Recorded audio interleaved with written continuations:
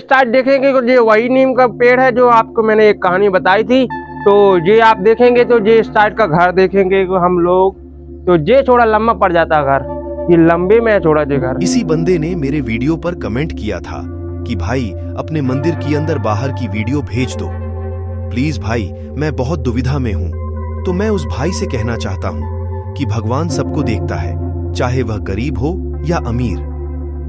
हमारे जो नसीब में लिखा था वह हो गया। कहते हैं ना, किस्मत में जो लिखा है वही होना।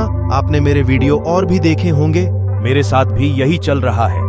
कुछ तो लगता है भगवान सुनता नहीं है और कुछ लगता है भगवान सुनता है। आखिर तय करें तो किस पर करें कि भगवान सुनता है हमारी। अगर भगवान सुनता तो अभी तक ऐसा ना होता हमारे साथ। ये कपड़े हम ही को धोना पड़ता है, क्योंकि कोई नहीं है तो हम ही को धोना पड़ेगा। अब क्या है, अब ये हमने धोए हैं और ये अभी ये कल धो के नीचे हैं, तो यहाँ पर हम देख सकते हैं। मेरे घर के बारे में बहुत लोग जानते होंगे, शायद आप भी जानते होंगे। आज मैं आपको एक कहानी सुनाऊंगा जिसे सुनकर आपके भी होश उड़ जाए। कहते हैं भगवान हर जगह है, बस देखना का नजरिया होना चाहिए। हमारे भारत देश में कई भगवान को पूजा जाता है। आज हम आपके लिए एक भक्त और भगवान एक अनोखी कहानी लेकर आए हैं, जिसे सुनने के बाद आपकी भगवान के प्रति श्रद्धा कई गुना ज्यादा बढ़ जाएगी।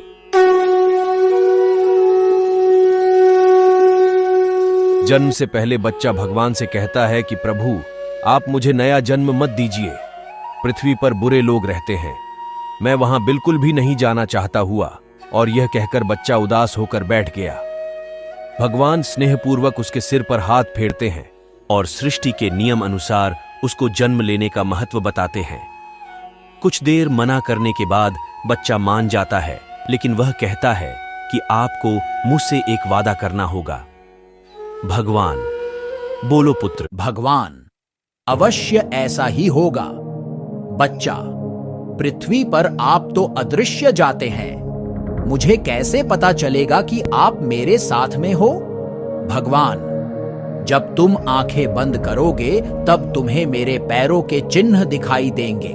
उन्हें देखकर तुम समझ जाना मैं तुम्हारे साथ हूं। फिर उस बच्चे का जन्म होता है।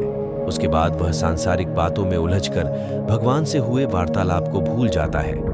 उसे मरते समय यह बात आती है तो वह भगवान के वचन की पुष्टि करना चाहता है। जब वह आंखें बंद करके जीवन को याद करता, तब उसे जन्म के समय से ही 2 जोड़ी पैरों के निशान दिख रहे हैं। लेकिन जब उसका बुरा वक्त चलता है, तब उसे सिर्फ 1 जोड़ी पैरों के निशान ही नजर आए। ये सोचकर वह दुखी हो जाता है। बच्चा कहता है कि भगवान, आपने वचन नहीं निभाया।